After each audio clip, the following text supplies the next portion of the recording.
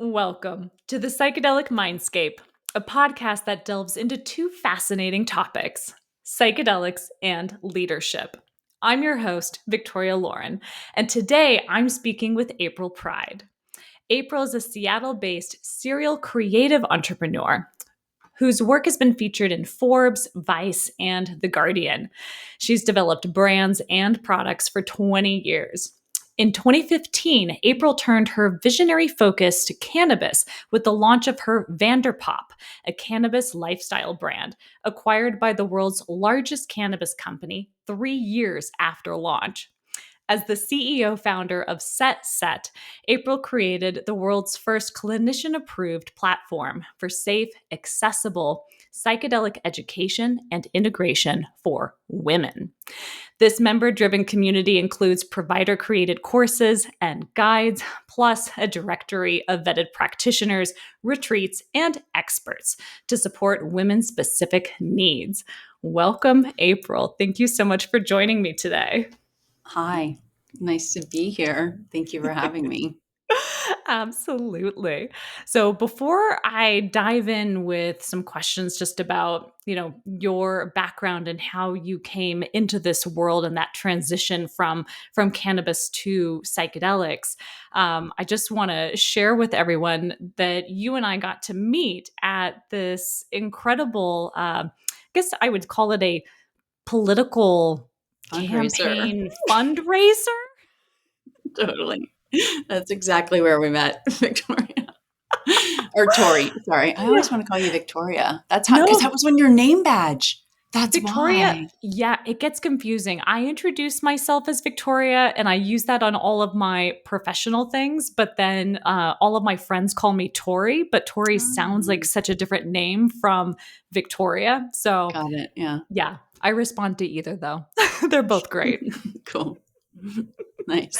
Yeah, so we got to meet in Seattle, and this was political fundraiser, but it was also just a beautiful gathering of people that were in the psychedelic space, not just from necessarily the industry perspective, but there were also people with facilitator backgrounds and research experts, and just a lot of people that are trying to make movement in the psychedelic space for Washington specifically.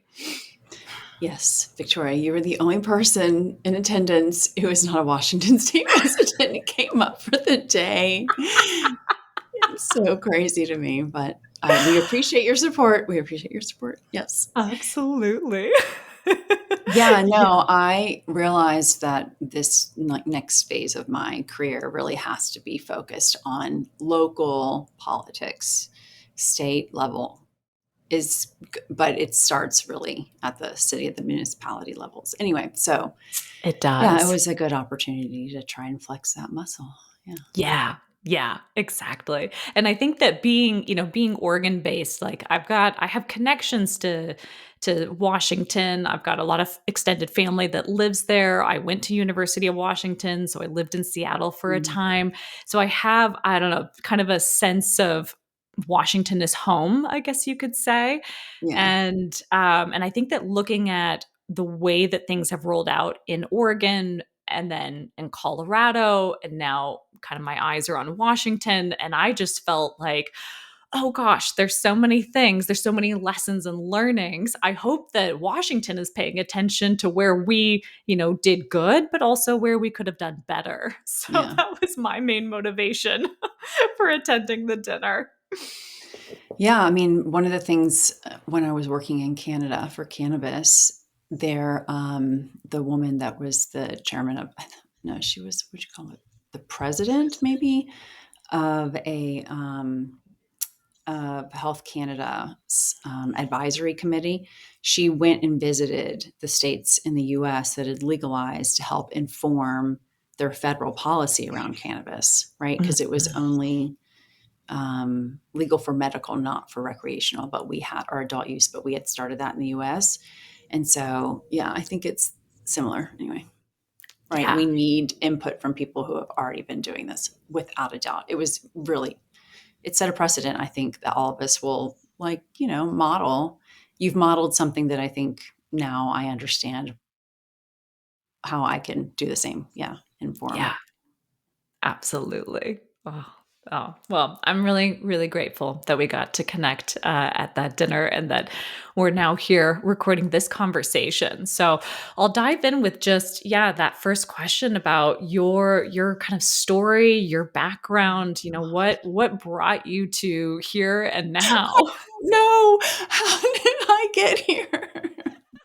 What am I doing? Yeah, no, honestly, like, seriously, do you think that it was in the cards for me to be talking about cannabis and psychedelics nonstop for the last decade? No, that was so definitely not the plan, but that is what I've been doing, and it's awesome. No, that's why I've recently been saying out loud because it's this new realization that I had. I'm not passionate about cannabis and psychedelics, right? At this point, I talk about them so much, like I don't want to hear myself talk about it anymore, you know? So I feel like what I find myself in that conversation always gravitating toward is women's health, right? Like that's truly what I'm passionate about. So I see both cannabis and various psychedelics as an opportunity to address some, well, women are twice as likely to have conditions for which psychedelics are showing positive outcomes, right? So yes, women need to be a big part of that of our conversation. Yeah. Yeah, that makes sense. And what about like just the personal inspiration and, kind of what I guess I don't know. I'm curious about your like first toe dipping into psychedelics or yeah, Mhm. just kind of what inspired this path for you because it sounds like maybe 10 years ago it wasn't the intended plan and yet, this is where you are. Yeah, no, okay. So I'm a creative entrepreneur, right? That's how you introduced me. I went to architecture school and I have a master's from Parsons School of Design. And I was going to be an interior designer. And I did that. And there was a time between clients that I had a product idea. And so I brought that to life and learned how overseas manufacturing, building a website, which is there was no Squarespace 20 years ago. There was WordPress, which sounded hard. So you had to hire somebody. And I did that, right? Like that whole creative process that was more about building a brand alongside a product. Like I'd already, yeah, I had done the product design thing over and over again, but I had never attached it to a brand. And I really liked that extension of the creative process because it also meant that your thinking had to be creative in terms of how you were trying to organize your organization, right? How are you building Mhm. your company? And so, yeah, so this product was a light candle sleeve, which is on a chandelier. There's a piece of plastic that's supposed to look like the candle that covers up all of the interior lighting, wiring. So the socket is what it's Okay. called. Yeah. So no, I'm making fun of myself. But you screw the light bulb in at the top, but you can slide these on and off. And so I designed 100 replacement sleeves that had different colors and patterns. So you could customize your light fixture. Cause I was like specifying light fixtures that were, hundreds and thousands of dollars. And they would come with a white plastic tube. I was like, this doesn't make any sense. Like, is anyone else seeing that this is really a missed opportunity here? Right. And so, Right. yeah, so that was so interesting, and that was all overseas manufacturing, and I had a lot of candle sleeves, that I was inventorying, and that is not what you want in a business because all your cash flow is in your inventory, right? So big lesson learned there. But I exited. I found I'd started working with a lighting distributor, and yeah, so I sold my company. They wanted to buy the company so they could have the exclusive distribution on it. That was great, awesome. Okay, whoa, did I just do that? I want to do that again. That Amazing. was so great. And so, um, So the next thing I did was a dress, and it was, and I had interior design clients in here, but I had two children at this point. So I was really doing less of the service stuff and wanting to focus on figuring out the next product thing because there was so much Mm, more flexibility in my schedule if I didn't have clients, right? That's just a right. fact. And so my mother-in-law had given me a dress that was one size fits most, is what I like to say, because she's, my ex-mother-in-law, but she's 5'3" and like, curvy, and I'm 5'10" and not really. So, but we both wore this halter dress that she had made off of a picture in a magazine in the 1970s. And she gave it to me. And it was this amazing men's shirting. I got compliments on this thing all the time. I wore it pregnant. It was like, it was the dress. It was, everyone was like, there she is. So I went to visit a friend who was living in Shanghai. And I said, I'm going to bring this dress and I want to get it cut in 5 different fabrics. I just am curious about it. And she's like, oh, everyone does this. They get so disappointed. Well, it was a simple pattern. I knew that we could figure this out. And so, and I knew it to use men's shirting. So in the markets there, there's no shortage of that. It was just like everything made sense. So I could get 5 dresses made for $150 essentially, or 130 maybe, even with the fabric. Wow. Yeah, exactly. And so I came home and I went to a local farm to table event, and the woman who was the head of, she still is, but at this time it had been 20 years ahead of Pearl Jam's publicity or PR, bought it off my back. I delivered it to their headquarters like the next week. She loved the dress I was wearing. So yeah, she bought it from me. And so I started that company. That's amazing. Yeah. So that company started, and it was great because I do no inventory. I'm just going to get fabrics. We'll do one-offs, find a local designer, or look, it just is obviously not ever as easy as that, right? Because doing bespoke, essentially, it's like somewhere between bespoke and off the rack or whatever, ready to wear. Yeah. See, okay, Yeah. so it comes down, I'm not a fashion person. Here I am. Now I have a fashion line with my name on it. And I really don't, this is not, I want products again. I don't want to keep designing clothes. I'm not good at it. Like, yeah, it's not going to be where things end. So, what have I done? But just about Mhm. that time, one of my clients had started working at Privateer, which is a large cannabis holding company. They have like a 30-year licensing deal with Marley Natural, and they own Tilray, which is, or majority owner in Tilray, which is a Canadian, even though they're based in Seattle, a Canadian licensed producer. Anyway, they're just Mm. big, but they happen to be in Seattle. And she was the CEO's executive assistant. And she was like, April, she didn't drink. She, at that time, I don't think had microdose cannabis, maybe, but probably not. She's real straight. And she said, I see all the deals. I see all the decks. I'm answering his emails. No one is doing anything that looks cool. Nobody. I was like, what are you talking about? There's no way that every creative from New York to LA is not all over this. This is a once in a Right. lifetime what? And so it's like, I want to take you out to dinner. I want you to tell me everything you know, that without obviously betraying confidence. But, and so we just started talking about what she was like, kind of seeing. I took her out to, or yeah, I did take her out to dinner, and we both knew the people that own the restaurant. And at one point, the owner Wasif walked over. He said, "What are you so intensely talking about?" And I said, "She's trying to convince me to launch a line of luxury cannabis accessories." And he was like, "If you do that, I'll give you your seed capital." It's like, Wow. I said, Okay. I'm gonna hold you to that tomorrow." He's like, "Okay." I'm like, oh my God. Did that just happen? Okay, yeah. So it was so easy to be like, okay. And so thank you, Victoria, for letting me talk about this, because I never talk about it, not in detail. And so you Yeah. start to see like, oh, I have a pattern of how I do things. Like, I go on to the next thing, right? Sometimes before this thing has really seen its full potential. But yeah, I'm Mm. just not afraid. I guess people call it pivoting. And yeah, like, yeah, Yeah. I see that Yeah. opportunity.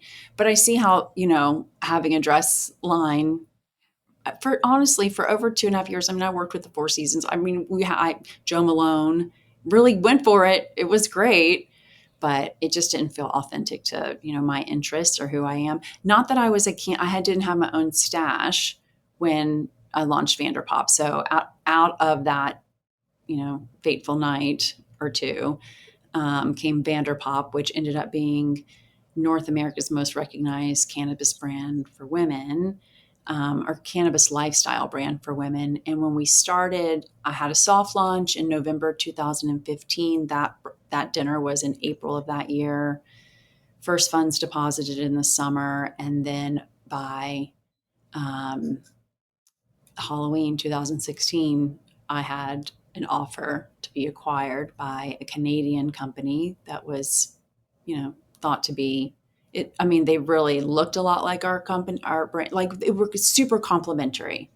And I loved the Mm. founder, Yeah. who I had cold emailed like, "Hey, if you're ever in Seattle," he's like, "I'm going to be there tomorrow." What the fuck are you talking about? Is that happening now too? Yes, it is. So yeah, we went out, and then 6 months late, that was just a, "Hey, I'd like to get to know you." There was no talk of that's not what was up. But one of his investors found Vanderpop's listing on Mm.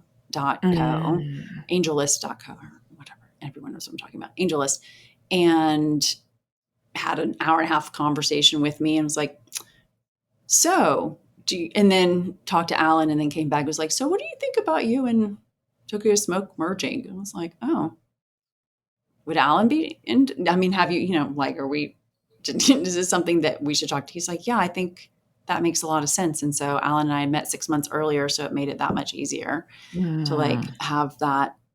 And so by the early 2017, I was working out of Canada. I was in Toronto or somewhere in Canada, or a conference every other week for, I don't know, 2 years. Wow. Yeah, Wow. it was meteoric to go from first capital. $50,000 is what I raised, and I put $50,000 in. To go from that in the summer of 2015 to having sold to the world's largest cannabis company by September 2018 is, let me tell you, it was a trip. Really wild in terms of, and to be in the US and then in Canada as they were approaching federal legalization. Yeah. It's really was a lucky perch for sure. Yeah. Yeah. Yeah. That's amazing. I mean, I'm kind of hearing this pattern for you of like finding something that you get excited about, that you want to dive into, and whether that's like the a personal passion, or even not necessarily something that you feel like with the fashion side of things, you're like, I'm not like a fashion person. I'm not necessarily going to like make a full career out of this, but you saw a design that was incredibly flattering on so many different people and sizes, and you thought, why not? And then you jump into it, and I don't know. I mean, that's just like it sounds like you're very open to the opportunities, and that there's also like a fearlessness in your just going after it. Yes. One might call that fearlessness. Others might call it crazy. Yeah, I don't know. Yeah, I feel like I have to live it. I have to, we can put it all on spreadsheets and like, but you have to, for me, when you're creating something, I don't know, you have to, I think that's why people like what I create, because it is like and what others create and share with the world, right? Like you're birthing it. So it's going to Right. connect with somebody because it's so personal to you. There are, that's how we make connections with people. And so just feel lucky I've been able to do that with these brands. And, Mhm. I should mention that at the time I was married and my husband had a good salary, right? So I was able to take these chances in a different way than Yeah. if, we didn't have our mortgage paid for and we could go on vacations and, all the things were happening. And so I was able to create businesses in a with a different intent. And so, but when I sold that first candle sleeve company, I realized like, oh, this is perfect for me Mm-hmm. because I can essentially manifest this idea, get it out there. But then just like what happened with Vanderpop, it was then carried forward, right? With Alan and a team and support around me. And so then it allowed me to do what I do best, which is really talk to people about what I'm learning. That's what I like to do. And so, yeah, at some point, it's nice to have someone come in that can support me, in ways that are going to allow everybody to thrive in our organization because managing people is just listen to what I just said. Managing people, that is just not in that's not what I do. Yeah. I Yeah. like to hang out with Yeah. people. I don't like to manage them, Right. so and create with them and do all of those things. So it's I every single person I work with might get me out of the workflow immediately. And with Mm-hmm. AI, we are able to do that for the first time right now. We're creating a workflow that's mostly AI driven. And so then our small and mighty team gets to stay together, right? But Yeah. like more efficiently. So yeah, it's a really, really interesting time to be a leader who's an Mm-hmm. entrepreneur Mm-hmm. because Mm-hmm. I think being, if you want to say that as an elder, you have to be fearless about everything, Yeah. right? And that's new systems too. Mm-hmm. Yep. Yep. Just being agile, being able to, as you said, pivot and adapt. I am curious to know though, because I have a lot of like other founders and entrepreneurs that I talk to about, when they're creating their businesses and preparing to pitch to investors or for like just like the entire go to market strategy. Like Mhm. some people I find feel very strongly that you have to have clarity around the end goal, whether that's like what is your The exit exit. strategy. Yeah, Yeah, exactly. and The do you exit. want to exit, and like Yeah, right. who do you want to be acquired by, right? Like having that pinpoint. Do you feel like that is important or necessary, or would you say that for you it's more the creative passion side of it that is the most important? Um, First of all, it depends on your end goal. Right. But I've always created since I realized after creating the first product brand of candle sleeves that this was an option. I didn't know that was an option, right? I just didn't, that wasn't, I was in the service industry and then developed this product and then realized that, oh, this has to keep going. And I've lost interest, right? I've shown Mhm. that maybe somebody else, right? There's just things that I'm a shiny object person, right? Like I get it started. So like, oh, I can do this if that's an option.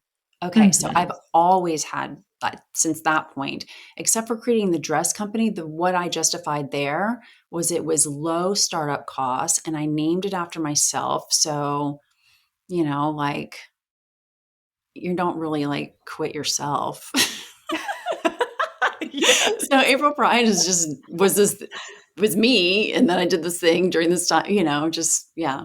So it didn't feel, and it's what fashion designers do. They name shit after themselves. That also, by the way, is like Right. weird. Not my thing. So that was a real that took a lot of fearlessness because it felt really like dumb. But I have a great name. Thank you, mom and dad. It's a great name. Yes. Yes. Yeah. Yes, you do. Yeah. So yeah, that Oh, worked out. that's amazing. But since then, when you take other people's capital, right? Like you need to make Uh-huh. sure you're on the same page of the outcome they want. And if it's about a liquidity event, then that's what you're moving toward, right? That's how I Right. ended up selling into the Canadian market. I was looking around in 2016, and some things were already like not happening as predicted in the cannabis space. And I was like, oh my God, this is going to take so much longer and require so much more capital than I know I have. So I was already like, what is the plan here, April Michelle? What are you, where? And so I think that's where my creative thinking comes in too. It's like, and practical. I'm both super Yeah. practical and extremely, yeah, I can like get my monkey mind to work, be my friend, right? Yeah. And, Yeah. but I think in the end, if you really look at what how my acquisitions occurred in all three cases, it was about connection with another human and what their needs were and how what I had, would support what they could do, and what they had could support what I was looking for. I mean, really, it's connection is everything. Hmm. And I may not have been connected to those people before the business, but our relationship was, yeah, we got to know each other and did our best for one another. Yeah. Yeah. Yeah. I'm also curious to know, as a, creative entrepreneur, how psychedelics play into either, your creative process, or how you see it playing into creativity as a whole. And would also just love your thoughts on what is creativity. Oh boy. Well, creativity was not a word when I was in elementary school. It was, I don't know, we didn't emphasize creativity, right? Someone said to me, if you're creative, then you either went and you wanted to go to college, then you either went into architecture or advertising. This was after I'd already graduated with an architecture degree. And I was like, oh, interesting. That is interesting. It's true. Like, what creative arts were there? What creative professions were there? Look at Mad Mhm. Men. Oh my gosh, I already forgot her name. Peggy, right? Like, Yep.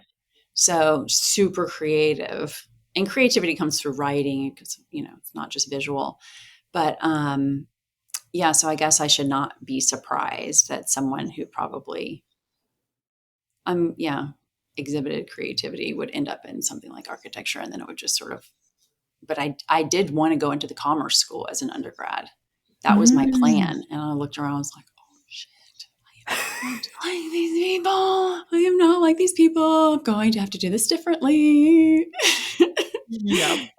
But I guess I could have pretended, but I don't know. I don't think that was gonna really.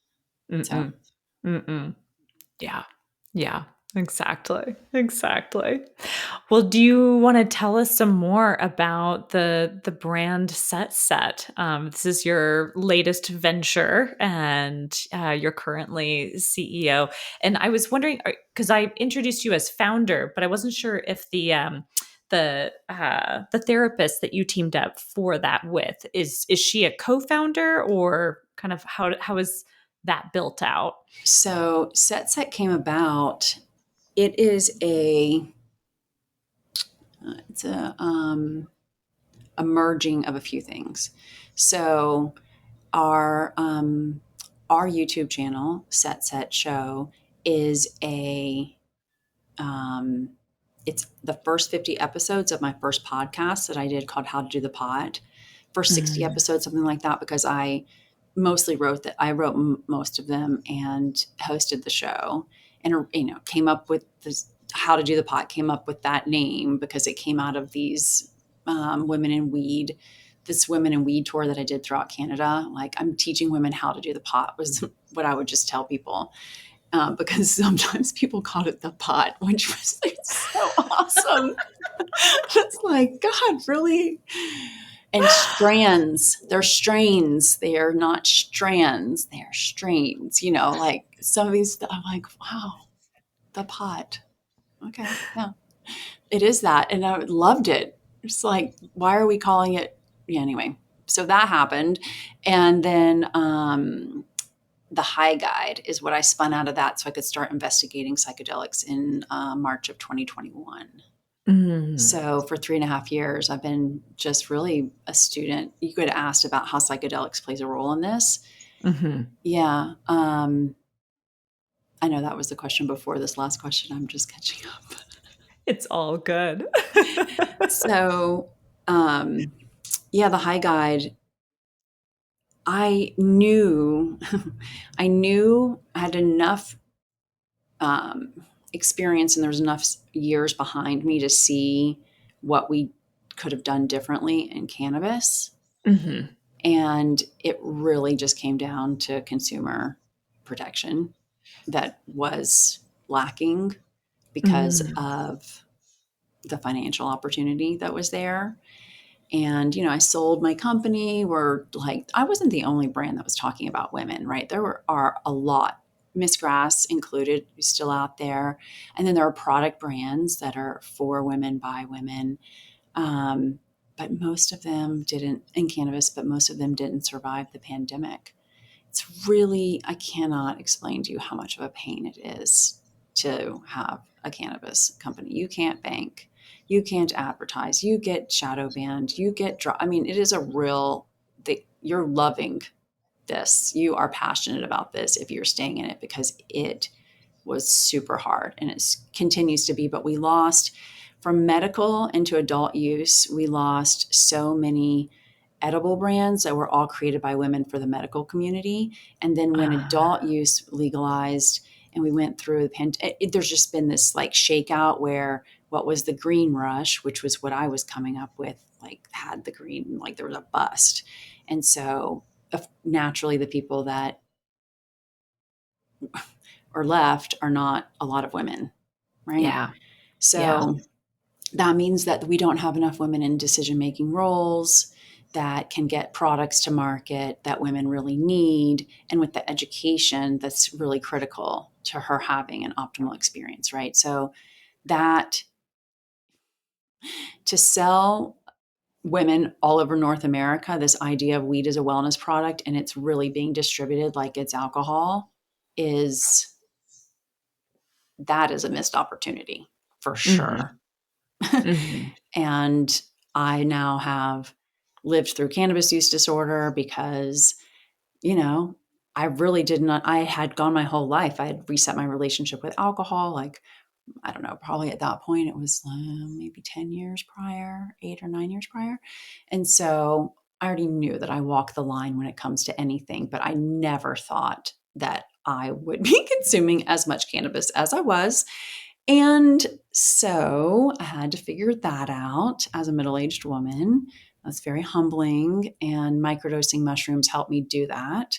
It was Mm. during, like, right at the tail end after I'd moved out of my family home um, in 2021. So when I started the High Guy podcast, I knew I was moving out and I was going to be starting life on my own with my kids half the time and without my partner of 23 years, right? Like, it's like learning how to be an adult without this person helping me not have to be an adult, A essentially. huge change. Oh my Yeah, it was gosh. yeah. So, I definitely credit psychedelic. I mean, I was leveled.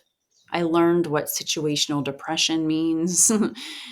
Yeah, it was, I don't know. I really don't mind going through those hard times, right? Like rather than just kind of blow past them. And this was the heaviest thing I'd ever been through. Like there was no blowing past it. Your collateral damage is everywhere. Your kids and everyone's amicable and behaving. And I had it the best of any situation I can imagine, right? Like my mom and dad were divorced. So I've seen very different situations. They get along. All of our families are blended. I think that's how my co-parent and I have a vision for this because he's been with my family for over 20 years and he's seen how we do Yeah. it. Yeah. Right. But yeah, so I took 2 grams of psilocybin on my own every quarter for about a year to just kind of cry a lot. Yeah. Yeah. And Yeah. then microdosed helped me. I don't know. I took some microdose of cannabis and realized 3 days later I hadn't smoked weed in 3 days. I was like, oh. or I had a microdose of psilocybin. So that, and I knew that could happen, right? I had been talking about this. So I was like, we'll see. And it did happen. And then I had a clinician reach out to me, or a PR firm reach out to me for an at-home ketamine company, and also had a connection at Field Trip. So this at-home company is called, or telehealth ketamine company is called WonderMed. And so I had access to the woman who was heading up the Trip office here in Seattle, Mm. as a guest on the podcast, and then also this lead clinician they were pitching because they wanted her on the show. And so I went through WonderMed's screening process. I went through Field Trips and I didn't pass because I realized, I was like, you are in denial that you need to stop smoking weed, really, and that you just went through a lot. Like, yeah, this is what depression looks like, April. This is Yeah. what it looks like, and you need help. And I did. I was not really able to snap out of it because we had been conditioned for 2 years to just kind of move piles around our house, right? And I needed some Yeah. help snapping out of this because I needed to work in a different way. And I needed to just be part of life again, right? Like, and that is a process, right? It wasn't going to happen overnight. So at home ketamine helped me. Um, it helped me and continues to help me, I think, with an appreciation for what is going right, because you can sometimes get mired in what's not working when there's so much Right. around you that's working. Mm-hmm. Um, and But I don't really like how ketamine makes me feel. I don't like the During or after? um, during is I do low dose lozenges, so I've never Mm-hmm. had an intramuscular injection, and I've never had the IV Okay. administration. So I think that's important. I have had two lozenges at once based on recommendation to me by someone that dispenses. Mm-hmm. Mm, Mm-hmm. mm. I shouldn't say that. Prescribes. um, Very different. Um, uh, and yeah, I don't like when you're coming out of it. First of all, you can't walk, and so I feel drunk, and I don't like that feeling at all. Yeah. Yeah. Um, yeah, you're just kind of woozy, and I'm doing it. You kind of need a hug, if I'm being honest. It's like it just Yeah. doesn't feel great. I don't know. You just want to be cozy with somebody. And so you're not, you're in this therapy. Right. So anyway, maybe I just need to have my dog with me when I'm doing it, but that also feels weird. Um, so yeah, I would say I don't know if going into psychedelics at this very transitional time was just a really lucky, happy accident, but I found myself. It takes time though. We're talking that was the summer of 2022 when I took my first microdoses. Now we're at September 2024, Right. right? And a lot has transpired that continues to put me on the path that I want to be on in even this last summer. Yeah.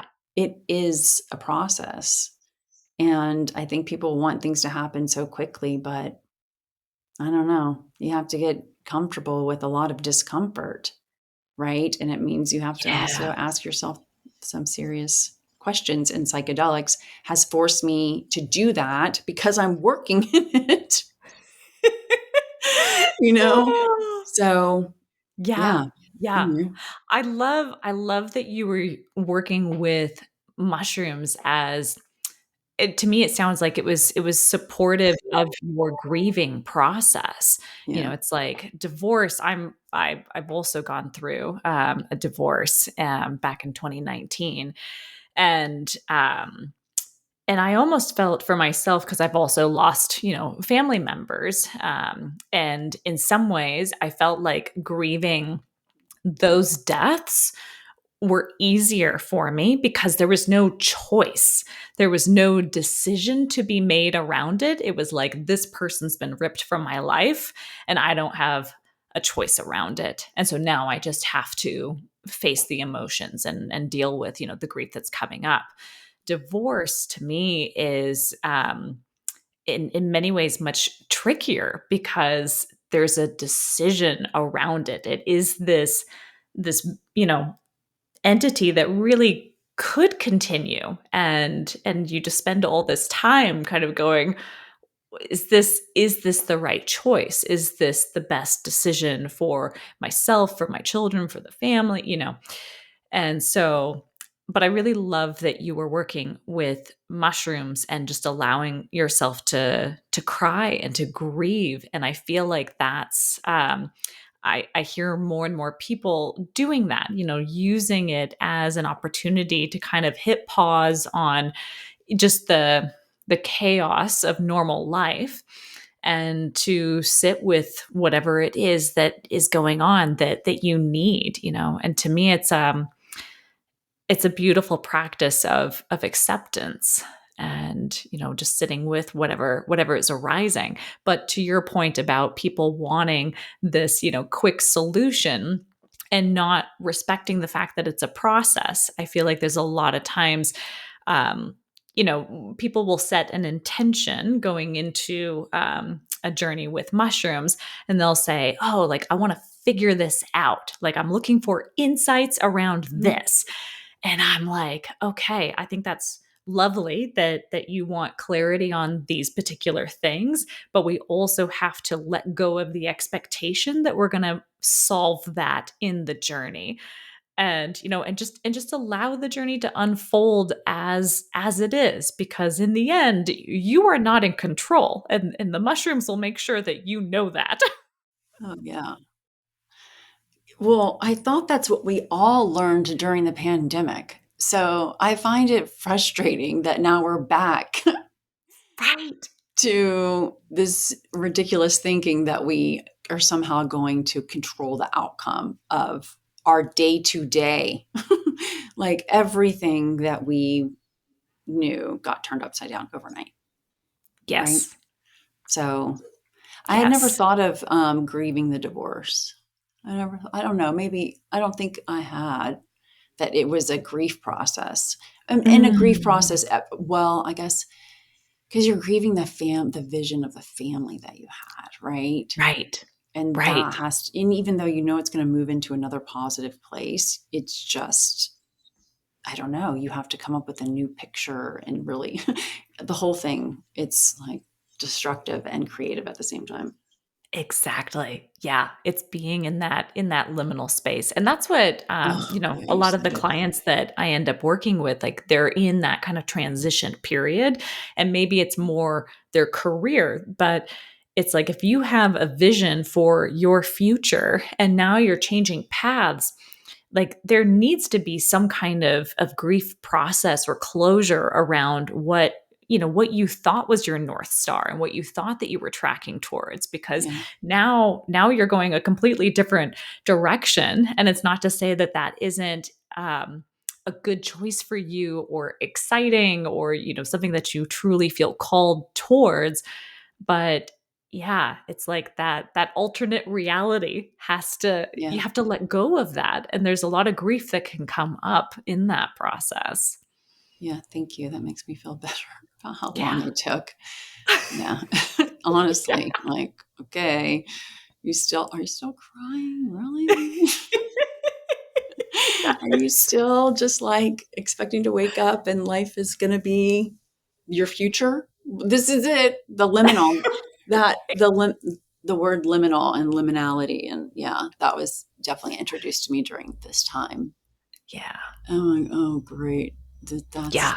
it's the in between. That's what you have to get comfortable with all the time. Exactly. And it's a really uncomfortable space. And I always try my best when I'm in that space to view it as a place of possibility, because there's so many, things that you can differentiate into from that space. But it is really uncomfortable to sit there. Yeah. I mean, I think something that you mentioned earlier, which is fearlessness. Like, it was easier for me to be that way when I was younger because I didn't have Mm, anything to lose, right? And I right. had no problem betting on myself and just figuring out, just like, I put myself through college, I sold books door to door to do that. Like, I will do whatever, right? But then, and then I was supported and I felt financially stable, right? So being Hmm. fearless in that place too. Not that there was not a lot of discussion around my businesses, and frankly, not a lot of support other than Yeah. financial. So, in a lot of ways, yeah, it was kind of difficult too. So, there's always something that you're compromising, I feel like, when you Yeah. mix those two things, business and pleasure, essentially. Yeah. Um, so, then now on top of the divorce, right? It's like, oh, April, you have to learn how to trust yourself, right? Yeah. Because you did it before. You've continued to be, like show up as a partner, do all these things. And now you have to do it on your own. So you have to show up for yourself, you have to show up for your kids, but it's not like you don't have it, you still got to show up. Yeah, Yeah. to really trust to be that right now when there's Yeah. so much more at stake as Yeah. a single woman in midlife, and I've only been a creative entrepreneur. I've only lived like this where you're building something and you're crossing your fingers essentially, right? Yeah. And so you ask about an exit earlier too. Hmm. And I have talked to this guy, Lauren Gertner, who is Alan Gertner, the guy that is the CEO of Tokyo Smoke, which bought my company. He has a dad that he was a partner with in that. Okay. And Lauren is in Canada known as like the grandfather of weed, of legal weed.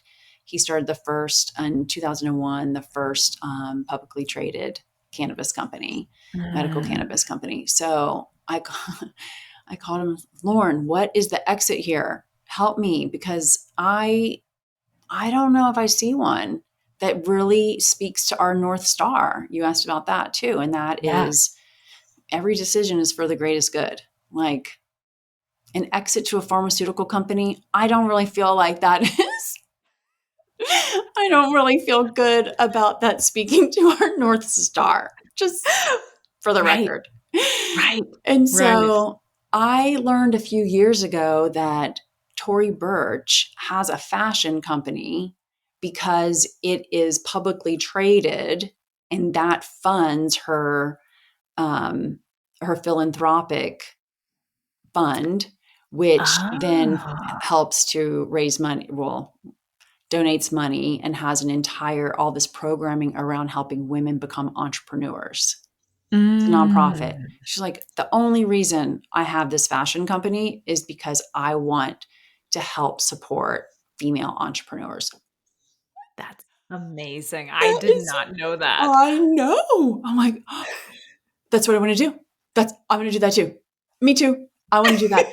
And I want to fund women's medical research in cannabis and psychedelics. That is what I want to do. So I really, I mean, honestly, we could go public. But then the problem is you have quarterly earnings. That's why Right. corporations don't take care of consumers, because of that. So I don't know that, clothes are one thing, Hmm.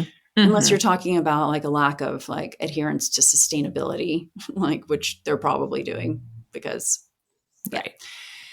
So I just feel like, yeah, I don't know that there can be an exit if we want to help people, and we want to help people at a price point that is actually accessible, which our membership is a 3-month membership is 147, so it's $49 a month. You can join, you can, take a break, not be a member, and then, you decide you want to go on a macrodose journey, you so what we would like to do is help people for the 3 months around microdosing, help them on the backside of a macrodose journey. We're partnering with Hmm. ketamine clinics. So they're not great at the integration piece, right?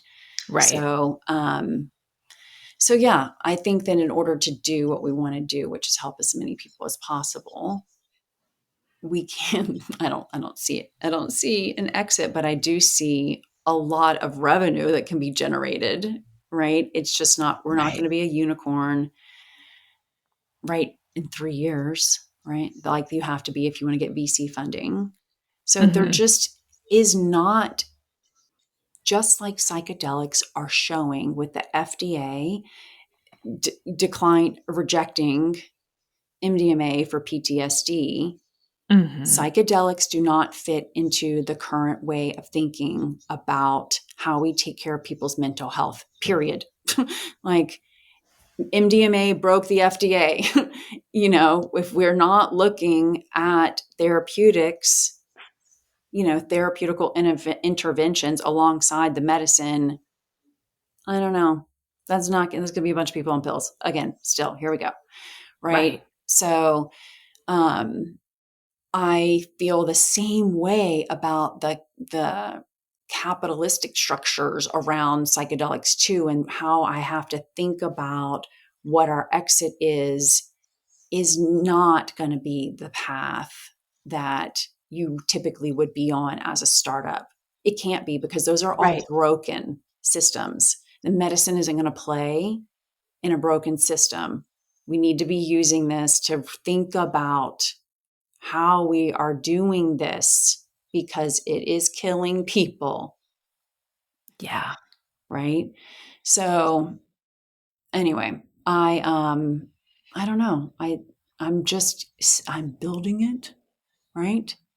Yeah. I know that I have had, oh, this was another thing.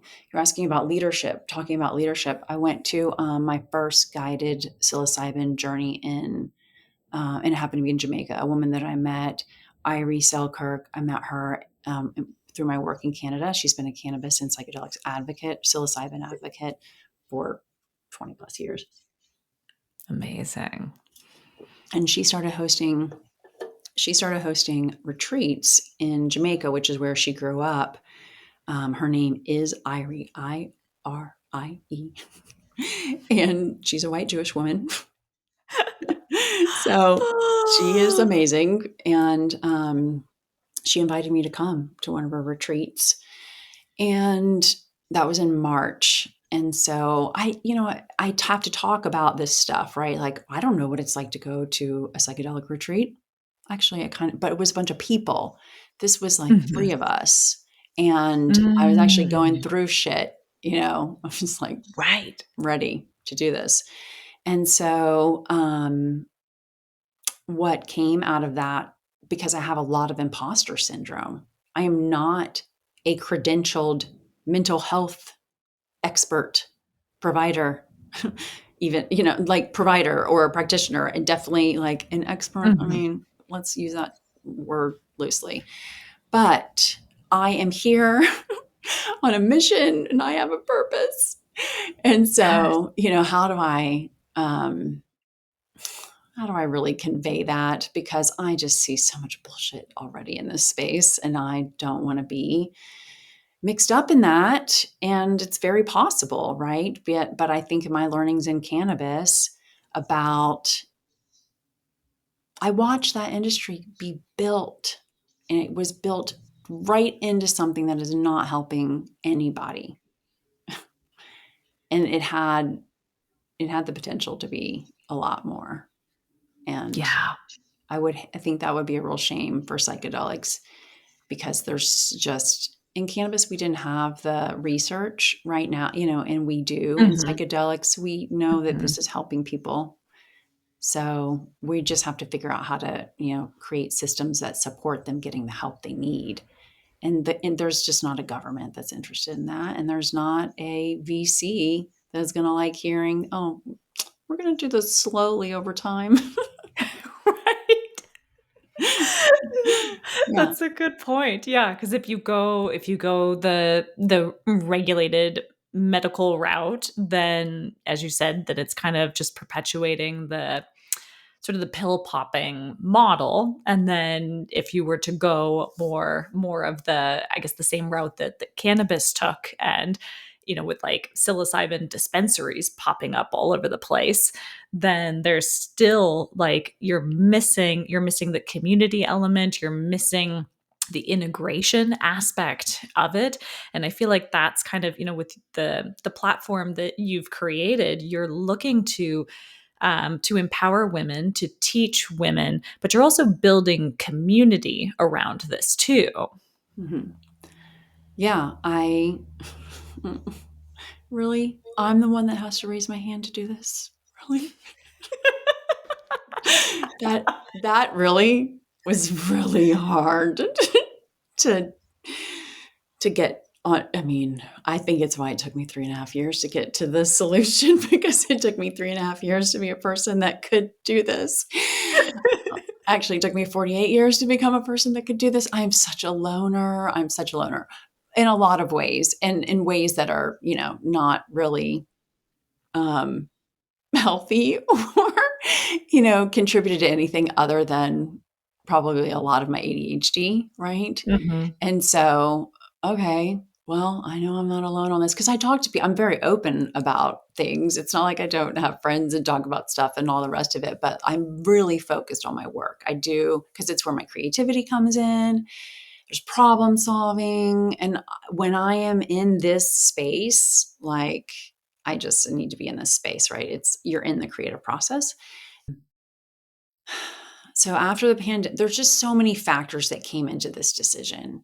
Like I said earlier, practical and creative. The practicality of this is so many more people are coming out of the pandemic, one with a better understanding of what mental health is, Yes. and the importance of taking care of our own.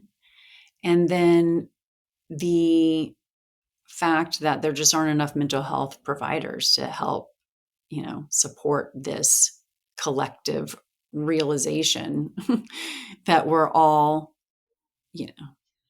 traumatized in some way. We're guilty of traumatizing in some way. I don't, there's just a lot of coming to terms with some realities that were fed to us in a very quick period of time. And then there are, like I was saying, it took me a long time to come out of this isolationism that came along with the pandemic, and then being in this period of transition and a divorce, and just like, I don't know who I am. Right. So, again, I don't feel like I'm alone there. And the data, I guess there are three things. There's that practicality of understanding all of this and knowing that there's a lot of data now about group support, and then all the data around integration, and how that is clearly that was the first thing I learned from Irie. In fact, what's the difference between taking a bunch of drugs with your friends and really using what I've learned, or technologies, to optimize your life? It's integration. Okay, what's that? Oh, that's something that's really expensive for a lot of people, it turns out, Yeah. like one-on-one coaching, and the time to integrate. If you're journaling every day and meditating and going for walks in nature, right? I mean, Yeah. like, Yeah. so I felt like if people understood that it's simple, right? And it's not something you should go see a coach, just like you should see a therapist, and you should make time for that.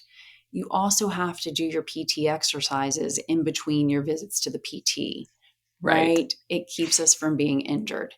So I see SetSet as being sort of this, like, making sure you're doing your PT exercises, but we don't take the place of working with a licensed or credentialed facilitator, mental health, or medical provider.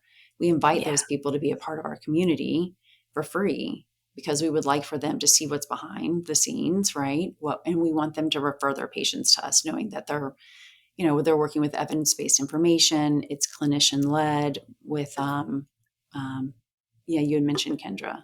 She is our director of programming, and she's a licensed therapist, master coach, integration coach. She works with ketamine. Yeah. Yeah. And she's the one she's got like the ketamine guide. And I think there's a Psilocybin guide. psilocybin guide. Mm-hmm. Mm-hmm. And what we started working on, we were introduced by a mutual friend. here in Seattle. She now lives in Santa Fe and was living there when we met, but she did used to live here in Seattle. Mm-hmm. She and I put together a 12-week cohort of 10 women to do a microdosing protocol that she wrote called Micropsych. She created that curriculum for us. And then Mm-hmm. we went through a cohort of women all over the country, not just, and it was virtual. And out of that, we learned a lot. We learned a lot, right? Yeah. I mean, I was able to go, okay, where are the holes in the system that I need support in as a leader, right? Mm-hmm. Okay, it's all the automation. We got to get everything needs to be automated, right? As much as possible. That's why when AI came in, I think really, really this year, it's allowed us to automate a lot of the stuff that so we can focus on membership. We can focus on the Yeah. actual members, right? Yeah. Like so, and being a woman founded business, we're just going to raise less money. Then you're also in psychedelics, which is, a lot of people illegal, for them, right? Even though we're not doing anything illegal. Oh yeah. Good luck raising money. Right. so, Right. so this has all been self-funded. It's all been self-funded. And yeah, um, it's been a real journey. Yeah. So, yeah, but we do want to be referred by providers. So we need to prove, right, that you can trust us. And it is Mm-hmm. not by a podcast host and creative entrepreneur being the person that is vetting, you know, the Right. information that is being shared with your patients, clients, consumers, whatever, like other humans. We want to make sure that people that understand this from a harm reduction standpoint are really in charge of that information. And Yeah. so it's my job to make sure as many people as possible know that this platform exists, right? Yeah. And so, yeah, that's where things are. But the community aspect of it, it's nothing. I talk to people all the time. That's how I know so much. So if you have Mm-hmm. all these providers on the platform listening to how people are using the medicines, how to use the medicines effectively based on the best practices of others who have been, it will amplify what we can do and how quickly we can get to a place that people start to feel better, start to trust themselves, start to live in the liminal in a way that is like not self-destructive, right? Yeah. That's Yeah. really, we all have a lot going on. And don't check out, don't do it, right? Be in this world, right? We can do so much from our living room, right? That it Yes. seems a little, I don't know that that's helping us. So the community aspect of it is something I was really hearing from people that they needed. We have a monthly night in Seattle that we host, a psychedelic salon. And just like people being able to talk about their experiences with psychedelics to see if they're doing it right, if there's something they haven't uncovered, if, just like it's a lot of people getting their fears out, right? Yeah. About what was uncovered, what could be uncovered, what might happen, what did happen. It's really good. So while the membership Mm. platform is virtual, right? Like I Mm-hmm. definitely have a vision for there being opportunities for people to meet in real life in their own communities, right? So yeah. Yeah, I love that. The one topic that I just want to touch on briefly before we draw this to a close, though, was you had mentioned that there's a woman that is a part of your panel of experts, we'll say, Yeah. that can come on, and speak to members of the community about specifically women, their fertility cycle, Oh, yeah. and how their levels of estrogen, how that interacts with serotonin receptors, how that impacts the macrodose journey with psilocybin. And is there anything that you want to share on that? Because I know that there's a lot of listeners that are very interested in that specific thing of Yeah. women and psychedelics. Yeah. So going back very briefly to the macrodose psilocybin retreat that I went to, I again, I have imposter syndrome. I'm asking the medicine. I don't know. There was this word integrity came up, right? Like being honest about everything, right? That's the only thing we can do as leaders in the psychedelic space. And by leaders, I just mean like I consider myself a leader in cannabis because I was one of the few people that was teaching like in this commercialization. Wasn't an advocate, right? That's not how it started. It definitely started as a business owner, right? So Right. how are we normalizing this now that we're like have mainstreamed it, right? So Hmm. that is, I think, important place that we have people of integrity operating, right? So that has shaped everything about, again, the decisions that I know I'm making for myself. I won't say personally, I try really hard to be a great person personally, but I don't get enough sleep. And, I'm not necessarily operating in integrity in those ways. Um, but that's just a period of time and certainly a personality trait that I can dial back once I don't have so much going on. Right. So, sorry, your question one more time. I was going back to it. Yeah. So I'm specifically interested in given the interactions between, estrogen and Oh, serotonin right. receptors Yes. when women are, ovulating or just like throughout their moon cycle and how that plays with psychedelics. Anything that you want to share about that would be awesome. Yeah. So I think that the number one thing of operating with integrity is to like go find the experts who know how to answer this question in a way that is backed by all of the information, their experience or professional experience information that they gather. And so sometimes those people are medical providers, practitioners, but a woman that I met, a year and a half ago, yeah, year and a half, maybe 2 years ago, year and a half Mhm. ago is Jennifer Chesick, who wrote the Psilocybin Handbook for Women. And I read, yeah, it's a year Mm. and a half ago. I read that this was coming, this was going to be published, and I found her, sent a message like, this is amazing. The book hadn't even launched yet. Like, you are doing so many good things for so many people. This book needed to happen, right? Mm. I'd been talking about women in psilocybin for a year at that point, and Mhm. just like there was needed to be more information that was consumer friendly, right? So people could Yeah. understand how to use mushrooms, psilocybin mushrooms. So she learned a lot she is a health journalist, health and wellness Mm. journalist. Yeah. So she was just a guest within the SetSet platform. We recorded my interview with her because she's working on another book that's related to menopause and mushrooms, or and Mhm. middle. I think middle. It's menopause specifically.